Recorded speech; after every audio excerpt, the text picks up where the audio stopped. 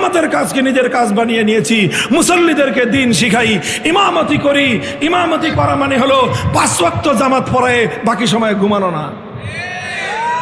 হ্যাঁ, এই মসজিদের ইমাম সাহেব যারা আছেন শুধুমাত্র 5 ওয়াক্ত নামাজ পড়াবেন, ফজর থেকে জোহর পর্যন্ত ঘুম, জোহর থেকে আসর পর্যন্ত ঘুম, আসর থেকে মাগরিব পর্যন্ত ঘোরাগাড়ি, মাগরিব থেকে এশা পর্যন্ত আড্ডাবাজি, এশার পরে আবার ঘুম। এর নাম ইমামতি? এর নাম হলো ইমামতির চাকরি। কোন চাকরের জন্য ইমামতি করা জায়েজ নাই। আবার আমার শব্দটা খেয়াল করে শুনেন, যারা ইমামতির চাকরি করেন তাদের পিছনে নামাজ পড়াও জায়েজ নাই, তাদের ইমামতিও জায়েজ নাই। কারণ চাকরি করে যারা, সে চাকর। কোন চাকর মানে যাকে আপনি চাকর মনে করেন তার পিছনে আপনি ইমাম ইক্তেদা করলে নামাজ সহি হবে না।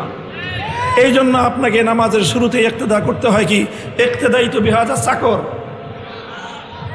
কি বলেন? ইক্তেদাই তো বিহাজাল ইমাম। ইমাম মানে হলো এই মসজিদের যত মুসল্লি আছে অন্তত প্রত্যেকটা মুসল্লির দ্বীনি জিম্মাদারি আদায় করার নাম হলো ইমামতি।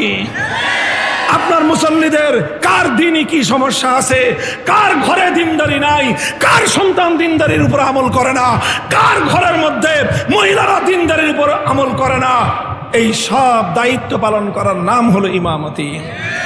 আমি বলছি উলামায়ে কেরামের মধ্যে একদল, তারা ছাত্রদেরকে পড়ায়, তারা হয় মুআল্লিম, তারা হয় শিক্ষক। উলামায়ে উম্মতের মধ্যে একদল, তারা মসজিদগুলোকে সামাল দেয়, তারা অনেক সাধারণ মানুষকে দিন শেখায়, তারা হয় ইমাম। উম্মতের আরেক দল, তারা খানকাহ নিয়ে বসে যায়, উম্মতের আত্মশুদ্ধির কাজ করে।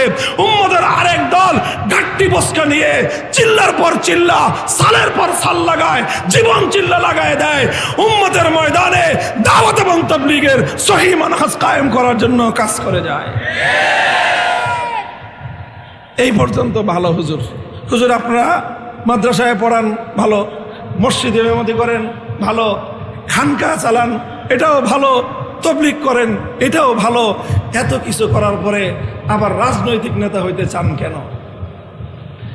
এটাই হলো মূর্খতা, এটাই হলো জাহেলিয়াত। এই জাহেলিয়াতের কবর রচনা করতে হবে।